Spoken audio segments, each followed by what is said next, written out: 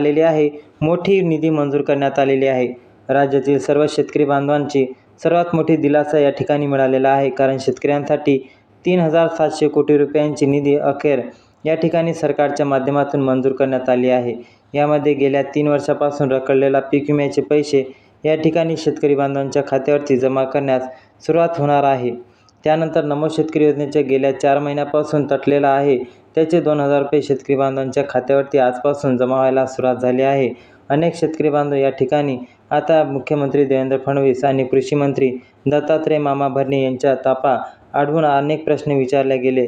4 महिन्यापासून आपल्या राज्य सरकारने 2,000 रुपये नमो शेतकरी योजनेत नेमकं तुम्हाला का दिले नाहीत ते याबद्दल सविस्तर पाहूया. त्यानंतर केंद्र सरकारच्या माध्यमातून 7,200 कोटी रुपयांचा पीक विमा राज्याला देऊन पण आम्हाला अजून या ठिकाणी पैसे नाही मिळालेले आहे असे या ठिकाणी सरकारला धारेवर धरल्याने अखेर शेतकऱ्यांसाठी 3,700 कोटी रुपयांचा निधी या ठिकाणी मंजूर केल्याची माहिती समोर आली आहे. आता तशाच प्रकारे या ठिकाणी शेतकरी बांधवांच्या खात्यावरती ही रक्कम आजपासून या ठिकाणी जमा व्हायला सुरुवात झाली आहे. सकाळपासूनच अनेक शेतकरी बांधवांच्या खात्यावरती का होईना रक्कम जमा व्हायला सुरुवात झालेली आहे. या ठिकाणी 10,000 रुपयांचा पीक विमा काहींना कमी मिळालेला नाही तर 15,000 रुपये पीक विमा काही शेतकऱ्यांना मिळालेला आहे, ज्याचं नुकसान भयंकर झालं आहे.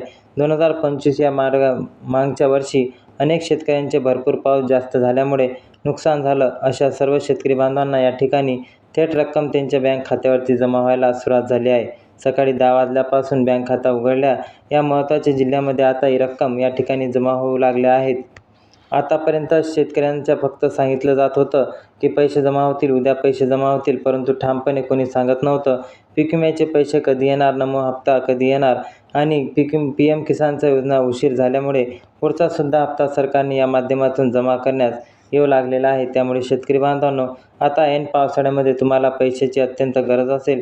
या ठिकाणी तुम्हाला तिन्ही योजनेचे पैसे एकत्र मिळाल्यामुळे सरकारच्या माध्यमातून थेट DBT अंतर्गत तुमच्या बँक खात्यावरती या ठिकाणी आता जमा करण्यात येऊ लागले आहे. त्यामुळे तुम्ही जर KYC प्रक्रिया पूर्ण करून ठेवली असेल तर आधार कार्ड बँक खात्याशी लिंक केलेला जोडलेला असेल तर अशा सर्व लाभार्थी शेतकरी बांधवांच्या खात्यावरती थेट रक्कम या ठिकाणी आता बँकेच्या खात्यावरती जमा करण्यात येऊ लागले आहे. तुम्ही जर शेतकरी असाल आणि फार्मर ID कार्ड जर काढला असेल आणि पीक विम्याची रक्कम जर भरली असेल तर तुम्हाला वाट बघायची गरज असेल. वाट बघण्याची इथं प्रतीक्षा तुमची संपलेली आहे. आजपासून या ठिकाणी वाटपाला मुहूर्त लागल्यानंतर पाहायला मिळते. पावसाळी अधिवेशनामध्ये कालच या ठिकाणी विरोधकांनी धारेवर धरलं होतं.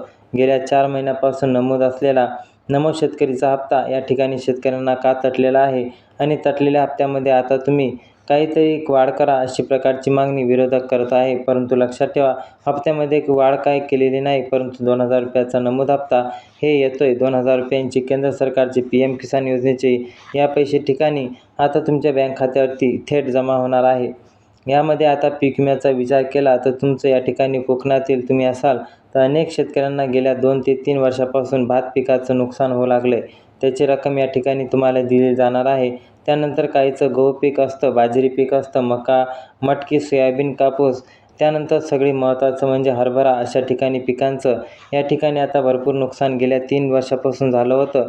परंतु आणि शेतकऱ्यांची अपेक्षा अशी होती की आम्हाला 75% आणि पीक विमा मिळावा, परंतु 50%चं तुमचं आता नुकसान झालं आहे. त्यामधून 50%ची रक्कम तुम्हाला बँकेच्या खात्यावरती जमा करण्यात येणार आहे. त्यामुळे शेतकरी बांधवांनो, तुम्ही आजचा हा दिवस ठिकाणी सेलिब्रेशन करा, आनंदाचा आहे. आता शेतकरी बांधवांनो, तुमचा प्रश्न होता की सरसकट पीक विम्याचे आणि नमोचे पैसे आणि PM किसानचे वाटप होणार का? तर सर्वांना लक्षात ठेवा की नमो शेतकरी योजनेचा राज्य सरकार चालवत होता आणि PM किसान योजना केंद्र सरकार चालवत.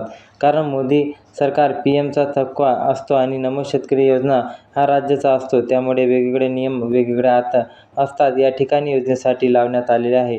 अनेक शेतकरी बांधवांनी या ठिकाणी PM किसानचे पैसे मिळणार आहे आज, परंतु नमोचे या ठिकाणी मिळणार नाहीत. अनेकांना विमा मिळणार, परंतु पुढच्या दोन्ही पण योजनेचे पैसे देखील मिळणार. हे म्हणजे आज पीक विमा कोणाला मिळाला, श्रीमंत असू दे किंवा गरीब असू दे, सरसकट सर्वांना या ठिकाणी ज्याचं न्याचं नुकसान झालं त्यांना सरसकट पीक विमा या ठिकाणी मिळतो असतो. परंतु नमोचा आणि PMचा हप्ता यासाठी सरकारच्या माध्यमातून काही अटी व नियमानुसारच तुमच्या बँक खात्यावरती त्याचे पैसे सोडले जातात. सरकार काय म्हणताय तुमच्या शेतासाठी आणि तुमच्यासाठी काय झाले? नमो शेतकरी सन्मान निधीचे PM किसान योजनेचे हप्ते गोरगरीब आणि गरजू शेतकऱ्यासाठी काढलेले आहे. त्यामुळे या 5 नियमांमध्ये जे शेतकरी पास होतील फक्त त्यांनाच या ठिकाणी PM किसान आणि नमो शेतकरी योजनेचे पैसे जमा करण्यात येणार आहे. राज्य सरकारच्या माध्यमातून आणि केंद्र सरकारच्या माध्यमातून 17 गोरगरीब जिल्ह्यांची लिस्ट या ठिकाणी सांगण्यात आलेली आहे.